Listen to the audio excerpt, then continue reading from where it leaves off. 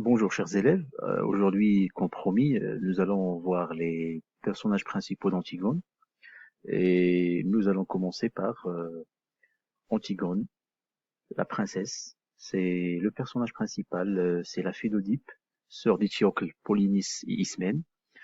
C'est l'héroïne de l'histoire, c'est une jeune fille noiraude, pas assez coquette. Ils n'ont pas beaucoup d'importance à son aspect vestimentaire, à son apparence. Elle est simple comme un enfant. Mais elle a une volonté de faire. Elle est mature. Ce qui lui poussera, à affronter son oncle Créon en essayant d'enterrer son frère Polynice, lui rendre hommage funéraire ou faire sa sépulture. Alors, les trois termes ont le même sens. Ce qui caractérise Antigone, essentiellement, c'est qu'il est entêté et opiniâtre. Ça veut dire qu'il ne fait que ce qu'il pense. Il ne change pas d'avis, il ne se laisse pas convaincre par les autres.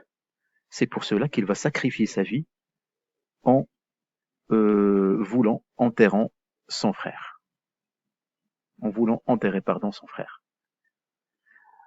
Créon, comme vous le savez déjà, c'est le frère de Jocaste, roi de Thèbes. Il est devenu roi après la mort des deux frères Étiocle et Polynice. Créon est un souverain âgé et fatigué, mais il est réfléchi et courageux. Il édicte la loi qui empêche d'enterrer Polynice, car c'est un traître. Donc lui, c'est lui qui est derrière la loi qui interdit l'enterrement, la sépulture de Polynice. Pourquoi? Parce que c'est un traître et il doit être puni par la suite pour laisser son âme souffrir sans tombe. C'est un roi qui n'est pas vraiment tyrannique, c'est pas quelqu'un de méchant, mais comme c'est un roi, il doit faire respecter la loi, il doit faire son métier. C'est pour cela il condamne Antigone à mort, même s'il a tout essayé pour la sauver. Alors nous avons aussi Ismène, c'est la sœur d'Antigone qu'elle aime beaucoup. Elle aime beaucoup sa sœur. C'est différemment à Antigone, c'est une belle et heureuse jeune fille coquette. Elle aime très bien prendre soin de son apparence et apparaître charmante et séduisante.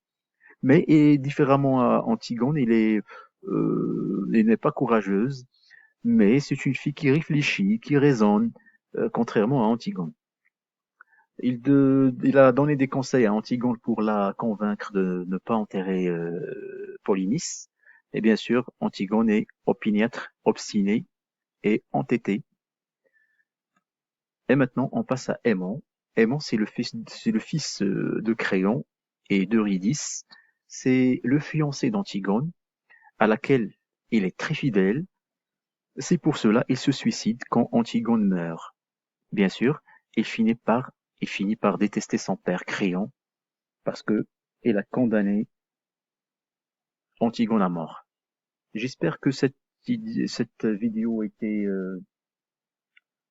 utile, était vraiment importante pour vous.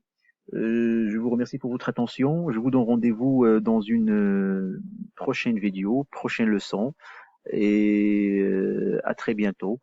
Et tous contre le coronavirus.